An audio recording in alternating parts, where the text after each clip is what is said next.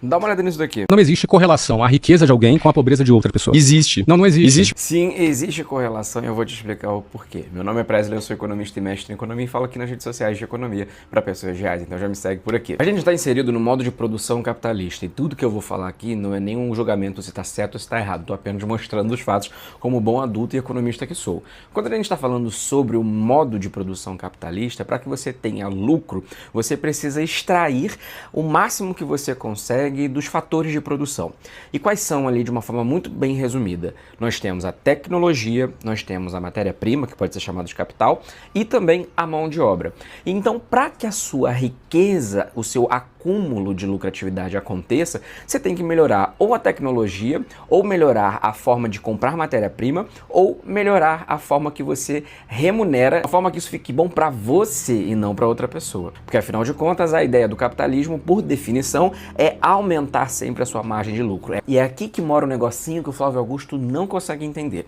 Quando a gente está falando de exploração do trabalhador, não é aquele negócio, bate a chibata nas costas, vai trabalhar assim, não é sobre isso, é sobre a extração de valor daquela mão de obra.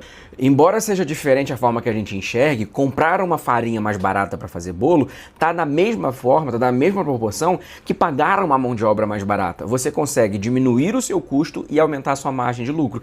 E é isso que possibilita, por exemplo, que bilionários se tornem bilionários. Flávio Augusto, na empresa dele, não trabalhou 1 bilhão de vezes mais do que qualquer outra pessoa para que ele tenha esse tipo de patrimônio. Traindo o valor de várias pessoas, ou seja, pagando muito menos do que aquelas pessoas geram para ele, e a partir do momento em que você tem uma economia de recursos finitos, não é infinito, toda vez que você tira de um lado ou você explora de um lado esse trabalho e não remunera de uma maneira equivalente, você contribui sim para o cenário de desigualdade, você contribui sim para o cenário de pobreza. A gente entende que a desigualdade também é um problema, a partir do momento em que a gente entende que não podemos chegar no ápice em que todo mundo seja bilionário. Então, para defender a ideia de que um bilionário exista, a gente precisa sim defender que milhões de pessoas sim vivam na pobreza. De uma forma bem simples, a pessoa que ajudou Flávio Augusto a construir a riqueza dele não participa dessa riqueza, muito pelo contrário, ela recebe uma pequena parte daquela remuneração e dentro de um contexto econômico que é impulsionado pelos bilionários,